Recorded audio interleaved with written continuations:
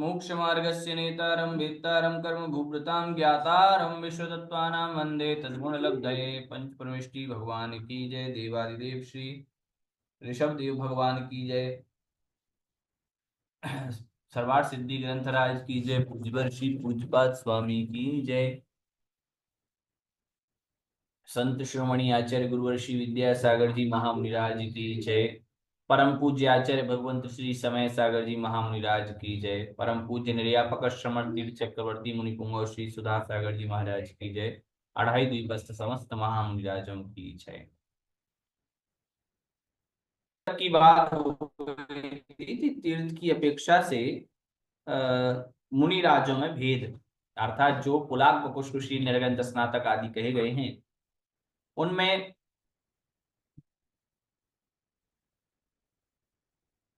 भेद बताए हैं।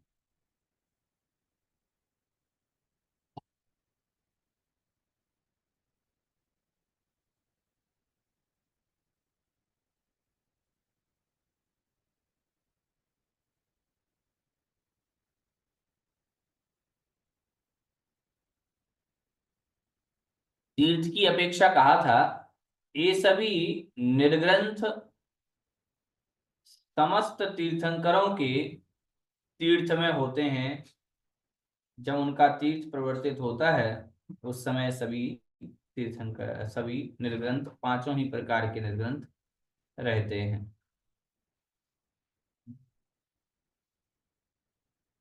उसके बाद लिंग के विषय में बताया था कि लिंग दो प्रकार का है, द्रव्य लिंग और भावलिंग।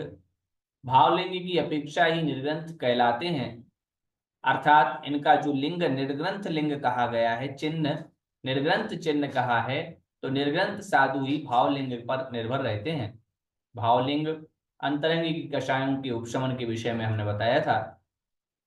और द्रव्यलिंग अर्थात शरीर की ऊंचाई इत्यादि, शरीर के माध्यम से जो अलग अलग अंतर दिख रहा है वह द्रव्यलिंग की अपेक्षा भेद होते हैं।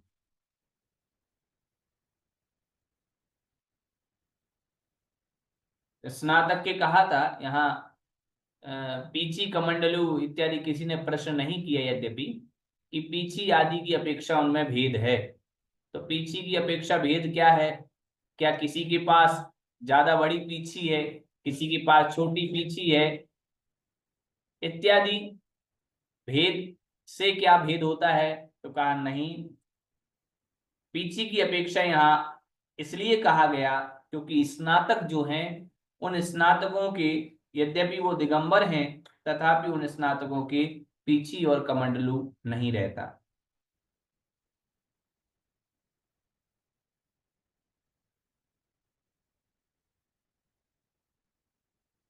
लेश्याओं के विषय में कहा गया था कि लेश्याओं के आधार से मुनियों में भेद। तो कहा था कि पुलाक आदि जो मुनि हैं उनके तीन शुभ लेश्याएं होती हैं, और बकुश और प्रतिसेवना कुशील के छह लेश्याएं सम बताई थी, क्योंकि उनकी उपकरणों में आसक्ति हो सकती है इस अपेक्षा से। भैया जी जय जिनेन्द्र। जी, भैया जी पुलाव के जो आगे की तीन लेस बताई तो प्रारंभ की लीजिए, फिर क्या मतलब पीछे वाली कैसे, मतलब आगे वाली बताएंगे? उत्तराह पुलाकस्य उत्तरास तिस्राह, उत्तर अ- कहलाती है बाद वाली। अच्छा अच्छा जी भैया। बकुश प्रतिसेवना कुशील षडपि कषाय कुशील से चतस्रः उत्तराः। जो कषाय कुशील हैं उनके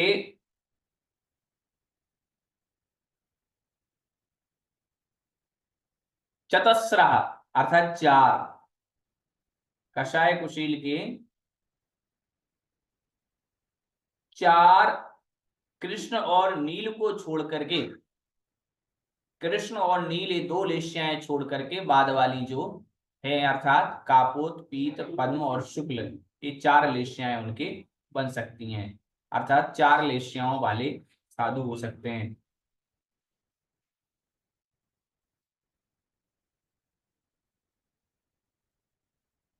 सूक्ष्म सांपरायस्य निर्ग्रंथ स्नातकयोश्च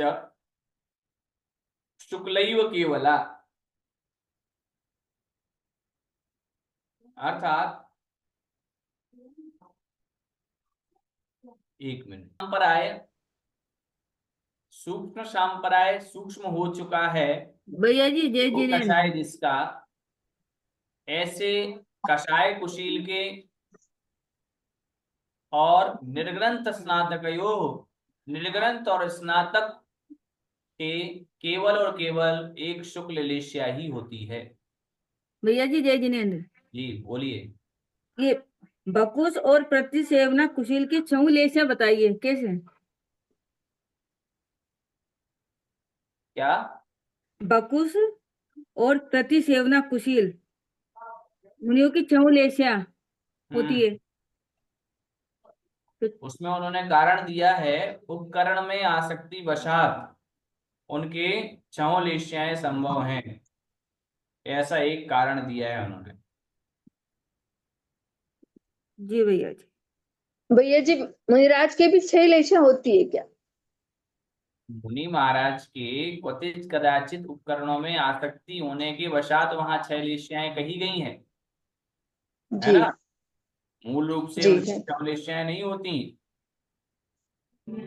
क्वचित कदाचित शब्द को ध्यान में रखेंगे, हाँ, नहीं क्योंकि है। यदि उनके लेश्याएं, यदि कृष्ण नील आदि लेश्याएं हो गई तब तो वह मुनि ही नहीं रहेंगे, इसलिए क्वचित हाँ, कदाचित ऐसा, क्वचित कदाचित कहा है, इन केस में हो ऐसा हो सकता जाए मतलब क्षण हो भर सकता के है। लिए। हाँ, जी लेकिन वह किस कारण से होगी, मान लीजिए ये कारण नहीं रहेगा उसमें कि उनका किसी को मारने का विचार आ गया, किसी को ध्वस्त करने का विचार आ गया, तो ऐसे विचार नहीं आएंगे। जी तो सूक्ष्म सांप्राय कुशील के और निर्ग्रंथ और स्नातकों के केवल और केवल एक शुक्ल लेश्या ही होती है। अयोग्या अयोगा अलेश्या, जो अयोग गुण स्थानवर्ती हैं, ऐसे उनके आलेश्या अर्थात लेश्याओं से रहित होते हैं, अयोग केवली के कोई भी लेश्या नहीं होती। भैया जी अयोगी केवल ये केवल ज्ञानी होते हैं? क्या? अयोग केवली केवल ज्ञानी होते हैं मतलब ये? आयोग केवली भी केवल ज्ञान की श्रेणी में आते हैं, 14वें गुण स्थानवर्ती, है इनके ना। परम शुक्ल लेश्या नहीं होती क्या भैया? कहीं कहीं परम शुक्ल लेश्या पढ़ने में आया है। किनकी? अयोग केवली की। नहीं, सहयोग केवली में परम शुक्ल लेश्या कही है। अच्छा, सहयोग केवली में होती है, ठीक है भैया। हाँ, उपपाद की अपेक्षा कहते हैं पुलाकस्य उत्कृष्ट उपपाद उत्कृष्ट स्थिति देवेशु सहस्रारे, अर्थात अब यहाँ पर स्थिति की अपेक्षा से, उपपाद जन्म आदि की अपेक्षा से यहाँ पर कहते हैं कि पुलाकस्य अर्थात जो पुलाक मुनि है वो उत्कृष्ट, अधिकाधिक उत्कृष्ट स्थिति वाले देवेशु देवों में सहस्रारे अर्थात सहस्रार, सहस्रार स्वर्ग में उत्कृष्ट स्थिति के धारक देव होते हैं। पुलाक, पुलाक उत्कृष्ट जो है, उत्कृष्ट रूप से, अधिकाधिक रूप से सहस्रार स्वर्ग में उत्कृष्ट स्थिति के धारक होंगे। बकुश प्रतिसेवना कुशीलयोः, बकुश और प्रतिसेवना कुशील के द्वाविंशति सागरोपम स्थितिषु 22 सागर स्थिति वाले आरण अच्युतयोः, आरण और अच्युत स्वर्ग में उत्पन्न होते हैं। कषाय कुशील निर्ग्रंथयो, कषाय कुशील और निर्ग्रंथ त्रयस्त्रिंशत् सागरोपम स्थिति दिवसु अर्थात 33 सागर स्थिति वाले सर्वार्थ सिद्धि में उत्पन्न होते हैं। और सर्वेषामपि जगन्यः सौधर्मकल्पे द्विसागरोपम स्थितिषु, और सभी की जगन्य जो स्थिति है अर्थात ये कम से कम उत्पन्न होंगे तो सौधर्म कल्प में, सौधर्म स्वर्ग में 2 सागर की स्थिति वाले होते हैं। और स्नातकस्य निर्वाणमिति, और जो स्नातक होता है वो मोक्ष जाता है।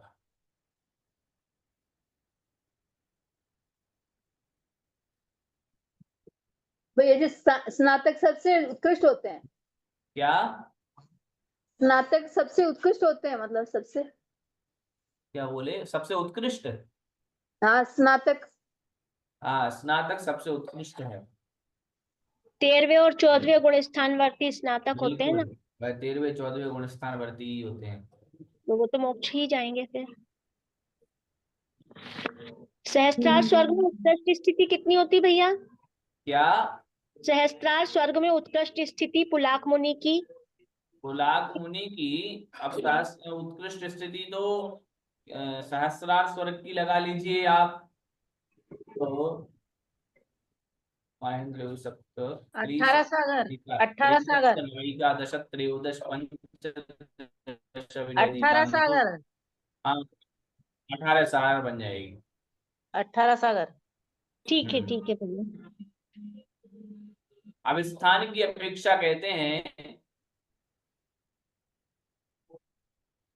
कि असंख्येयानि संयम स्थानानि कषाय निमित्तानि भवन्ति। जो संयम स्थान है वह असंख्येयानि असंख्यात हैं। और कैसे हैं? कषाय निमित्तानि, कषाय निमित्तक, कषाय निमित्तक असंख्यात संयम स्थान हैं। तत्र सर्वजगन्यानि लब्धि स्थानानि पुलाक कषाय कुशीलयोः, उनमें भी सर्वजगन्य अर्थात सबसे जगन्य जो लब्धि स्थान है वह पुलाक, हाँ पुलाक कषाय कुशीलयोः, सबसे जगन्य लब्धि स्थान पुलाक के और कषाय कुशील के होते हैं। तो पुलाक और कषाय कुशील के सबसे जघन्य लब्धि स्थान है। भैया जी पुलाक किसे कहते हैं? अब पुलाक किसे कहते हैं तो ये देख लीजिए, ऊपर सब कुछ कहा गया है। पुलाक मुनि के विषय में पूछ रहे, पुलाक शब्द के विषय में? जी पुलाक, ये पुलाक मुनि होते हैं, पुलाक भी? हाँ, पुलाक मुनि होते हैं। ऊपर स्वरूप कहा गया है, कल भी कहा था, आप देख लीजिएगा ऊपर लिखे हुए हैं उसी में।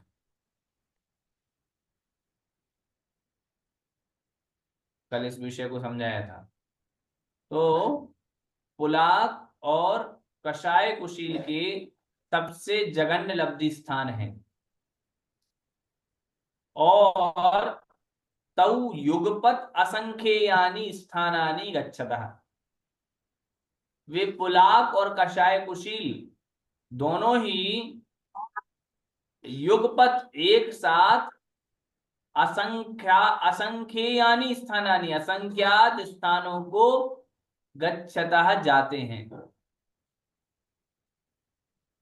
ततः पुलाको विच्छिद्यते, और इतने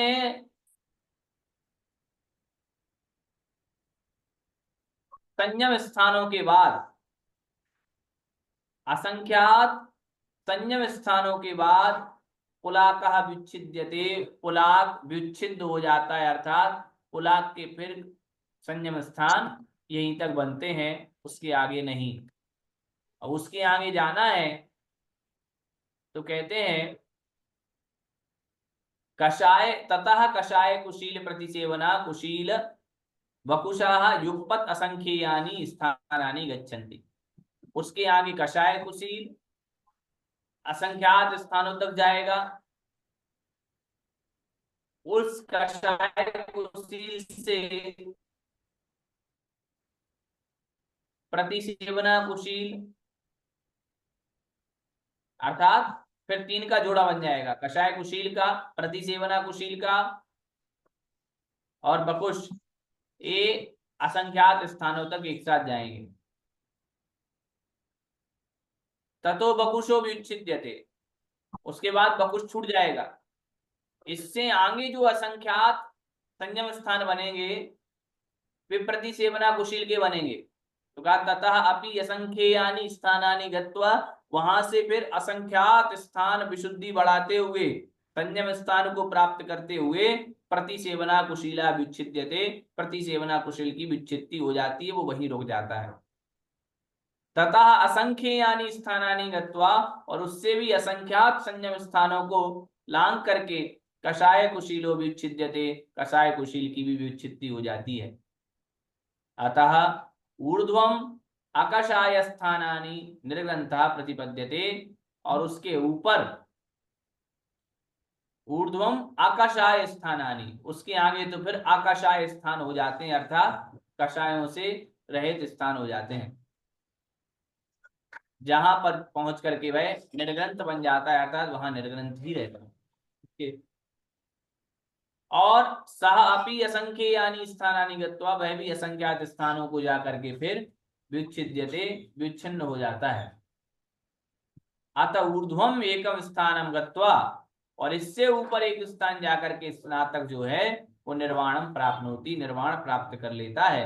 इत्ते तेषां संयम लब्धि अनंत गुणा भवति, इस प्रकार से उनकी संयम लब्धि अनंत गुण हो जाती है। इति तत्वार्थ वृत्तौ सर्वार्थ सिद्धि संगिकायां नवमोऽध्यायः समाप्तः। इस प्रकार तत्वार्थ वृत्ति नाम सर्वार्थ सिद्धि टीका में 9वां अध्याय समाप्त हुआ। भैया जी, जी भैया जी ये बात समझ नहीं आई इसकी। एक साथ जाते हैं कषाय कुशील मुनि, मतलब एक साथ जाते हैं, इस क्या मतलब?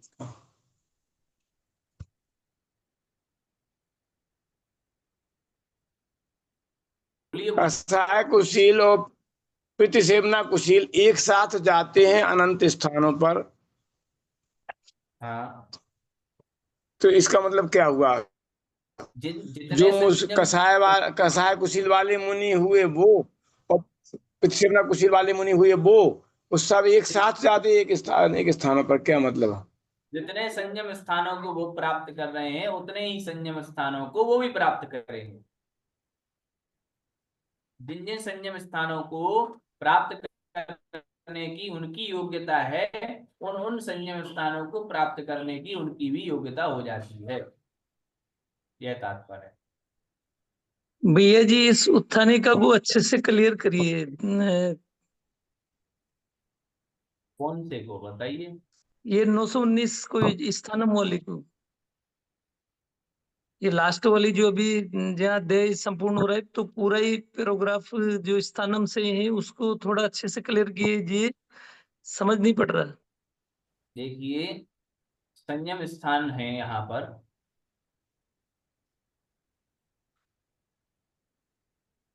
संयम की प्राप्ति के संदर्भ में यहाँ पर कथन है। संयम का जो स्थान है वो कषायों के उपशमन से बढ़ता जाता है। जैसे जैसे कषायें उपशमित होंगी वैसे वैसे संयम स्थान बढ़ता जाएगा। तो संयम स्थान यहाँ कहा गया है कि प्रथम में उन्होंने संयम स्थान में लगाया, क्योंकि पहले ही स्पष्ट कर दिया है कि स्थान जो है वह संयम स्थान से लिए गए हैं, तात्पर्य संयम स्थान लगाइएगा। और वो सारे के सारे संयम स्थान कषाय निमित्तक होते हैं, अर्थात कषायों के निमित्त से होते हैं। कषाय जैसे जैसे घटती जाती हैं संयम स्थान बढ़ता जाता है। तो वह अनंत प्रकार का, क्योंकि कषाय जो है वह कषाय अनेक प्रकार की है, कषाय असंख्यात प्रकार की है। तो जाहिर सी बात है काशायिक भाव जितने प्रकार के होंगे उतने ही प्रकार के संयम स्थान हो जाएंगे। उन कषायों को घटाते हुए और वैसे उन संयम स्थानों को प्राप्त होता जाएगा। इस प्रकार के पुलाक और कषाय कुशील जो दो भेद किए हैं, इसमें सबसे कम संयम स्थान है, अर्थात कषायों के उपशमन के द्वारा जो विशुद्धि बढ़ती है, जो संयम बढ़ता है, वो सबसे कम संयम पुलाक और कषाय कुशील के कहा। और वे पुलाक और कषाय कुशील जो हैं, ऐसे पुलाक और कषाय कुशील के धारक मुनि असंख्यात स्थानों तक, अर्थात यह जो कषायों के काशायिक जो भाव हैं, इन काशायिक भावों का जो दमन होगा वो उन दमन से असंख्यात संयम के स्थान बन सकते हैं। तो ऐसे असंख्यात संयम स्थानों तक जहां जहां पुलाक पहुंच सकता है, वहां वहां कषाय कुशील भी पहुंच सकता है। अर्थात पुलाक और कषाय कुशील के समान ही संयम स्थान कहे गए हैं। उसके बाद कषाय कुशील के तो संयम स्थान बढ़ते जाते हैं, लेकिन पुलाक जो मुनि है उनके संयम स्थान की जो हाईएस्ट लिमिट है वह असंख्यात स्थान तक ही है, अर्थात असंख्यात पने तक उनका वह संयम बढ़ सकता है, इतनी मंदता उनकी हो सकती है। उस मंदता के बाद फिर पुलाक मुनि रुक जाते हैं और कषाय कुशील बना रहता है। कषाय कुशील और प्रतिसेवना कुशील, इन दोनों के तत्त संबंधित कषायों के दमन से असंख्यात स्थान संभव हैं। उन असंख्यात स्थानों में कषाय कुशील रहता है, लेकिन उसके बाद फिर कषाय कुशील रुक जाता है और प्रतिसेवना कुशील के फिर पुनः असंख्यात स्थान बनते रहते हैं। जब प्रतिसेवना कुशील का फिर विच्छेद होता है और उसके ऊपर अवस्था हो जाती है कषाय से रहित, अतः यहाँ संयम स्थान बनना बंद होते हैं कषाय के निमित्त से। कषाय के निमित्त से जो संयम स्थान हो गए थे वह बंद हो जाते हैं और अकषाय के निमित्त से बिना कषाय के उदय में प्राप्त होने वाला वह संयम निर्ग्रंथ पने को प्रकट कर देता है और निर्ग्रंथ संज्ञा से वह विभूषित होते हैं। और उस प्रकार का वह संयम, उस प्रकार की भाव भंगिमा, उस प्रकार की विशुद्धि लब्धि असंख्यात रूप, वह जो असंख्यात रूप हो जाती है वह विशुद्धि, वह असंख्यात रूप होकर के नष्ट हो जाती है उस प्रकार की विशुद्धि। और उसके ऊपर तो केवल और केवल उस विशुद्धि के ऊपर निर्ग्रंथ को जो विशुद्धि है, निर्ग्रंथ का जो संयम है, उस संयम के ऊपर तो केवल और केवल स्नातक ही रहता है। और जो स्नातक बन जाता है वह निश्चित नियम से निर्वाण को प्राप्त कर लेता है। इस प्रकार से संयम की जो प्राप्ति है, संयम के जो स्थान है, जो संयम स्थान है, पांचों पापों को त्यागने के बाद जो प्रकट हुई अवस्था है, वह अवस्था अनंत गुणी हो जाती है, ऐसा इस सूत्र के माध्यम से कहा गया है। तो कुल मिलाकर के संयम कितने प्रकार का हो जाता है, तो संयम स्थान ही अनंत गुणा हो जाता है। जैसे मान लीजिए क्रमोन्नति लगती है, नौकरी करते समय क्रमोन्नति लगती जाती है, तो जैसे प्रारंभ से लेकर के अंतिम समय तक वह क्रमोन्नति लगी हुई है, जिसके माध्यम से आपको बेनिफिट मिलता जा रहा है, मिलता जा रहा है, मिलता जा रहा है। और पता चलता है कि जब प्रमोशन होते हैं तो एक प्रमोशन होता हुआ दूसरे एक पड़ाव तक पहुंचा और उस पड़ाव तक उसके बाद प्रमोशन रुक गया। अब फिर वहां से पुनः एक पड़ाव प्रारंभ होगा जो कि एक क्रमोन्नति तक लगाएगा, फिर वहां से स्टॉपेज हो गया, फिर पुनः ऐसा लगाएगा। इसी प्रकार के यहाँ संयम स्थान कहे गए हैं। भैया जी व्युत्पत्ति का अर्थ क्या है? व्युत्पत्ति मतलब समाप्ति। अब बस यहाँ तक ही रुक जाते हैं, रुक जाते हैं, रुकना। भैया स्थान में वकुश का कहीं उल्लेख नहीं आया। वकुश का कैसे नहीं आया? देखिए यहाँ देखिए, पुलाव के बाद कषाय कुशील, प्रतिसेवना कुशील और वकुश आया तो है। हाँ भैया ठीक है। हाँ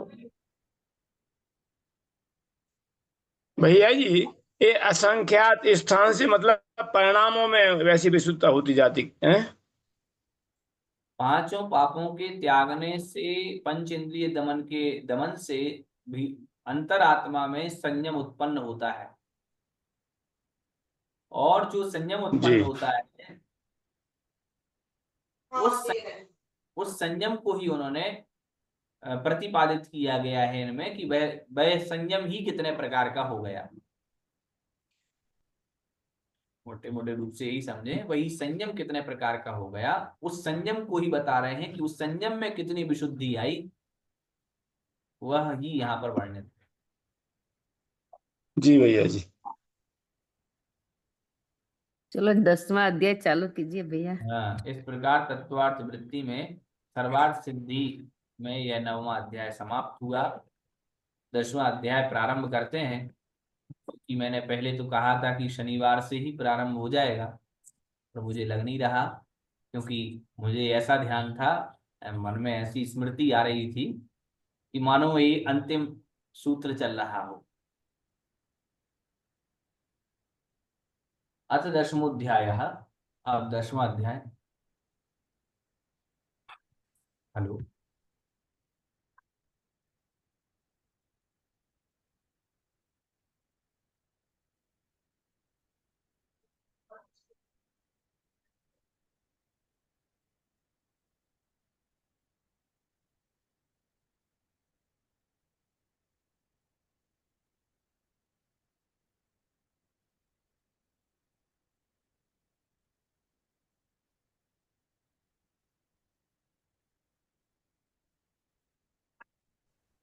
दसवां अध्याय कहते हैं, आह अन्ते निर्दिष्टस्य मोक्षस्य इदानीं स्वरूपाविधानं प्राप्त कालमिति।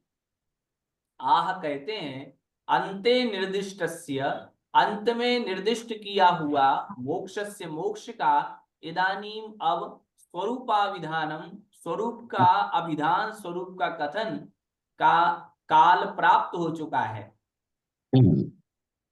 सत्यम एवं, कहते हैं हाँ भैया बात सत्य है। मोक्ष प्राप्ति केवल ज्ञानावाप्ति पूर्विका इति केवल ज्ञानोत्पत्ति कारणम उच्यते।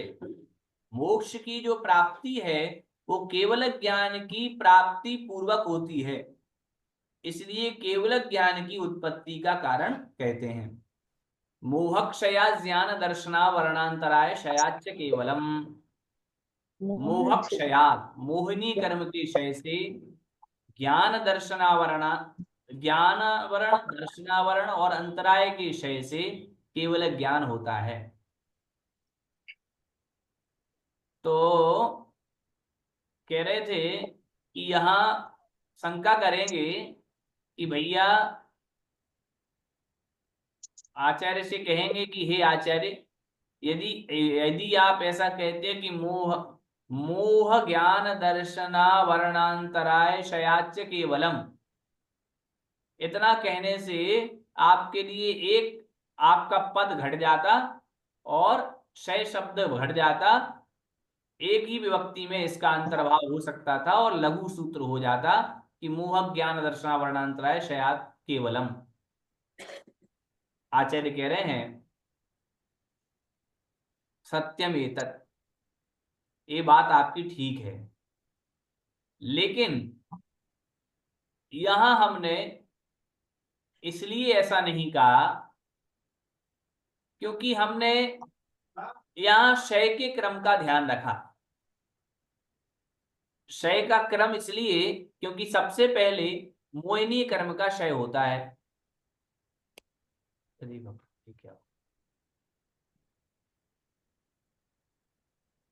सबसे पहले मोहिनी कर्म का क्षय होता है, तो हमने क्षय के क्रम का कथन करने के लिए निर्देश किया है, क्योंकि मोहिनी कर्म का क्षय होने के बाद अंतर मुहूर्त तक क्षीण कषाय संज्ञा को प्राप्त होता है। अर्थात यह जीव पहले मोहिनी कर्म का क्षय करता है और अंतर मुहूर्त काल तक क्षीण कषाय गुण स्थान में रहता है। उसके अनंतर ज्ञानावरण, दर्शनावरण और अंतराय कर्म का एक साथ ही क्षय करके केवल ज्ञान को प्राप्त कर लेता है। तो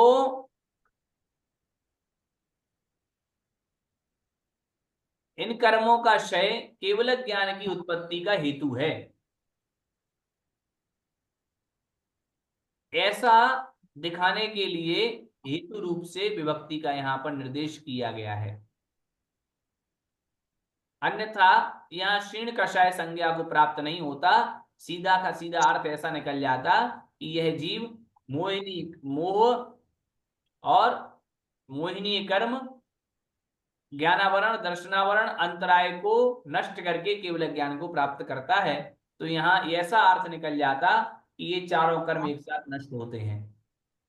तो ये ऐसा अर्थ नहीं निकालना था, यहाँ अर्थ निकालना था कि पहले मोहिनी कर्म को क्षय करके ठहरता है उन स्थान में, और उसके उपरांत फिर ज्ञानावरण, दर्शनावरण, अंतराय के को क्षय करके केवल ज्ञान प्राप्त करता है, ऐसा अर्थ बनाना था।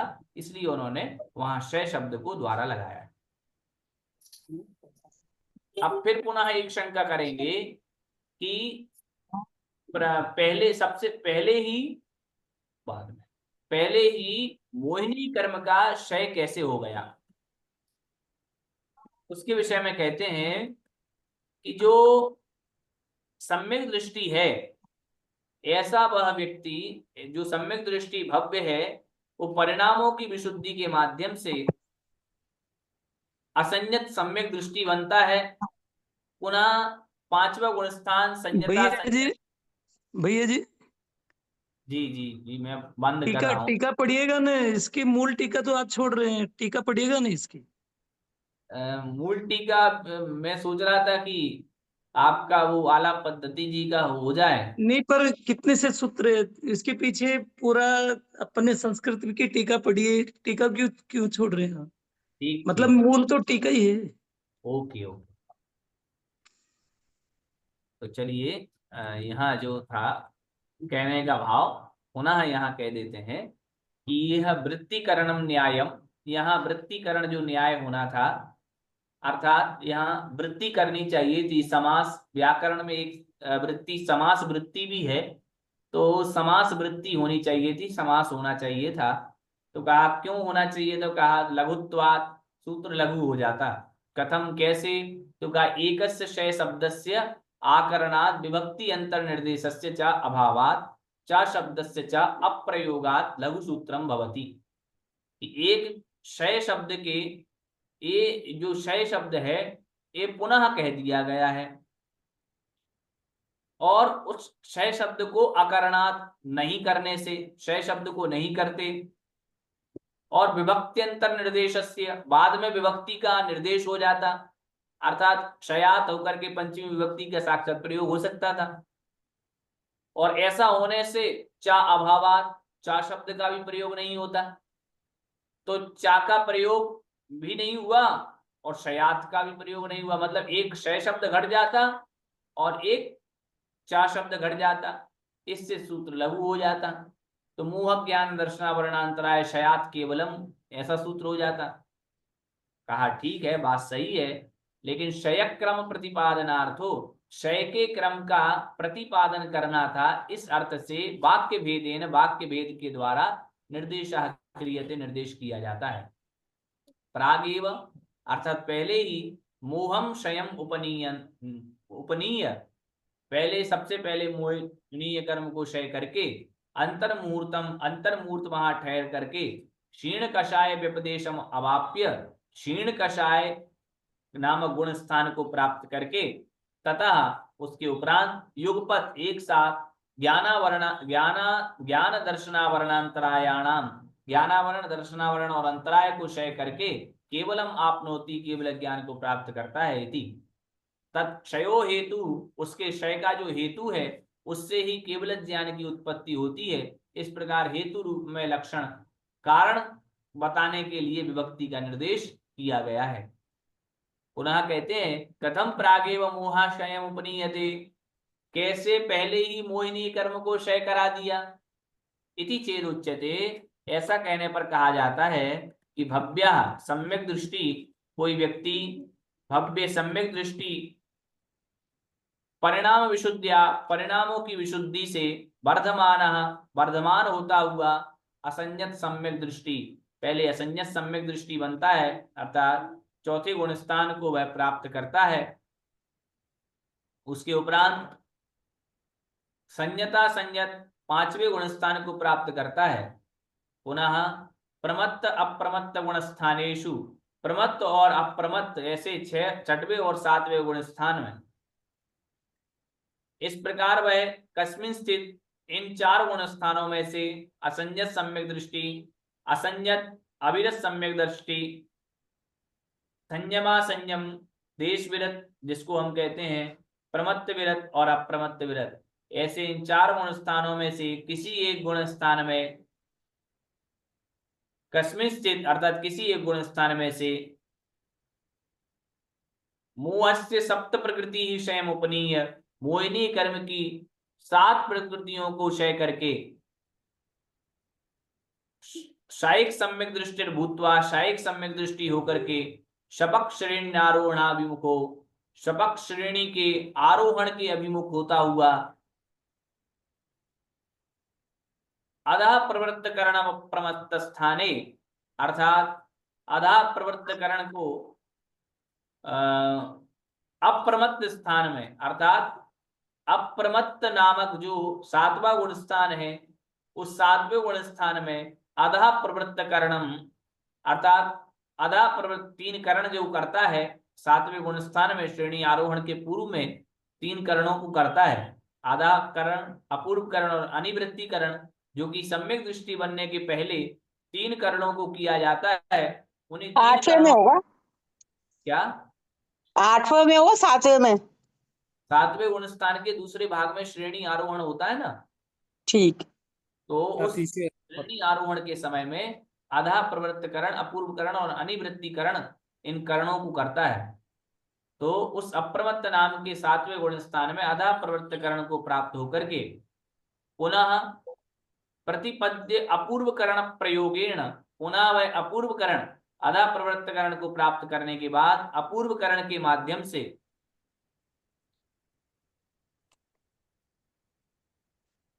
अपूर्व करण शपक गुणस्थान व्यपदेशम अनुभूय उस अपूर्व करण परिणाम के द्वारा वह अपूर्व करण नामक 8वें गुणस्थान को तो कहा शपक गुणस्थानम अनुभूय अर्थात शपक गुणस्थान नाम का संज्ञा का उस गुणस्थान का नाम है अपूर्व करण शपक गुणस्थान ऐसे उस गुणस्थान को अनुभव करते हुए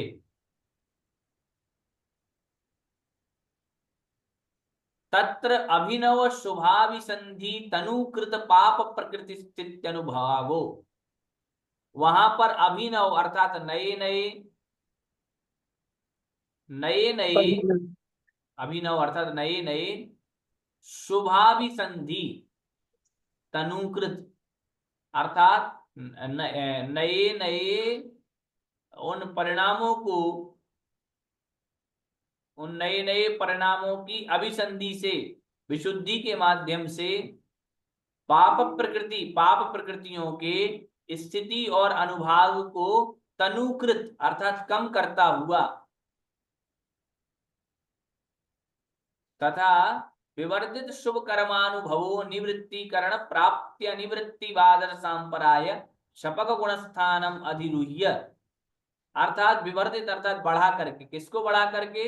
शुभ कर्मानुभव, शुभ कर्म जो हैं उन शुभ कर्मों के अनुभाग को बढ़ा करके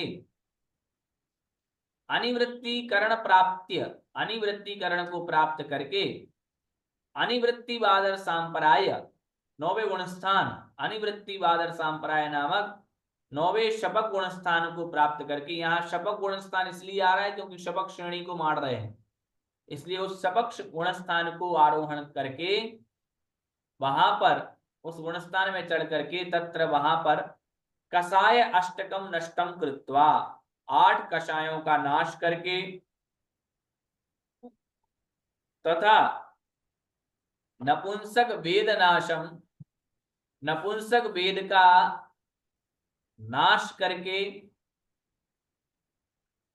समापाद्य स्त्री वेदम उन्मूल्य, स्त्री वेद का नाश करके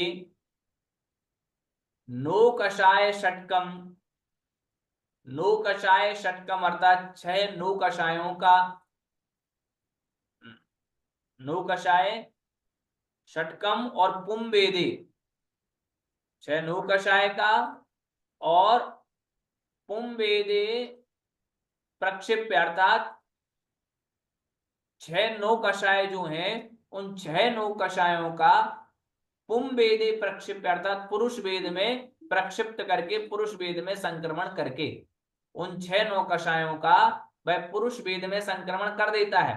अर्थात 6 जो नो कषाय हैं वो नो कषायों का जो उदय होता है वह पुरुष वेद में ही उदय होता है, पुरुष वेद रूप से उदय होता है उनका, इसलिए पुरुष वेद में उनका संक्रमण हो जाता है और उसको भी वह शपयित्वा नाश करके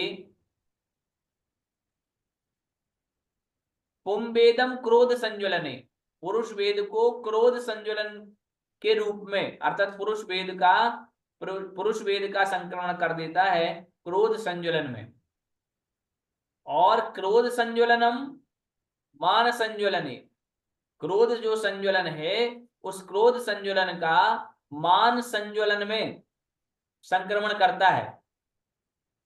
मान संज्वलनम, मान जो संज्वलन कषाय है उस मान संज्वलन कषाय को माया संज्वलन कषाय में संक्रमण करता है, और माया संज्वलनम, माया संज्वलन कषाय को लोभ संज्वलने, लोभ संज्वलन कषाय में संक्रमण करता है। इस प्रकार क्रम से बादर कृष्टि विभागेन, बादर कृष्टि विभाग के माध्यम से विलयम उपनीय, विलय को प्राप्त करके, बादर कृष्टि के माध्यम से संक्रमण करके और विलयम उपनीय अर्थात संक्रमण, विलय करके उसमें संक्रमण करके लोभ संज्वलनम तनुकृत्य, लोभ संज्वलन कषाय को अत्यंत कम करता हुआ, कृश करता हुआ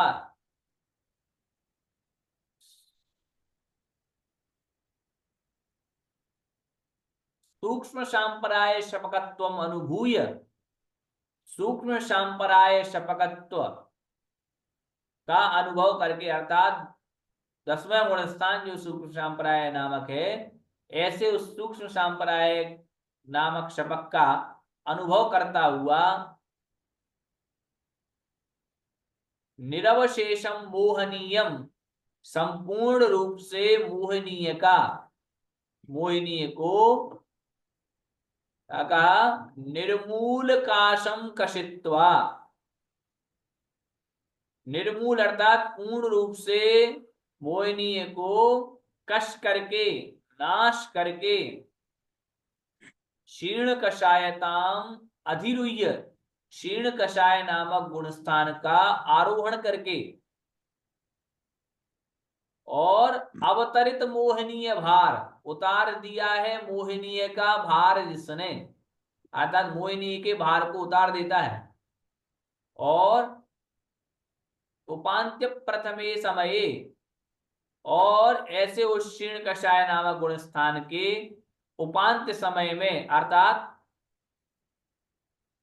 अंतिम दूसरे समय में, उपांत आ गया मतलब लास्ट सेकंड, अंतिम समय में नहीं, अंतिम समय से पहले वाले समय में निद्रा प्रचले, निद्रा और प्रचला इन दोनों का प्रलय उपनीय, इन दोनों का नाश करके तथा पंचानाम ज्ञानावरणानाम चतुर्णाम दर्शनावरणानाम पंचानाम अंतरायाणाम च अंतमंते समुपनीय, अर्थात 5 ज्ञानावरण, अंतिम समय में 5 ज्ञानावरण, 4 दर्शनावरण और 5 अंतराय कर्मों का अंते समुपनीय, अंत में समुपनीय अर्थात अंत करके, अंत करता हुआ, तदनंतरम उसके बाद ज्ञान दर्शन स्वभावम, ज्ञान दर्शन स्वभाव रूप केवल पर्याय प्रतर्क विभूति, अर्थात केवल ज्ञान रूप पर्याय को प्राप्त करता है। विभूति विशेषम अवापनोति, केवल पर्याय रूपी प्रतर्क विभूति को, जिस विभूति को कहा नहीं जा सकता है, जो तर्कना के योग्य नहीं है, ऐसी उस विभूति को, विभूति विशेष को प्राप्त करता है। इस प्रकार से उन्होंने पूर्ण रूप से यहाँ पर मोक्ष भैया जी एक एक कर्म को क्षय करते हैं, क्या एक एक कर्म को क्षय करके मतलब फिर वो आगे बढ़ते हैं। हाँ, इस प्रकार से पूर्ण रूप से मोक्ष का वर्णन हुआ। चूंकि कक्षा भी अंत हो जाएगी, जो भी पूछना है कल इसके विषय में पूछिएगा। जिनवाणी स्तुति करते हैं। ओधी समाधि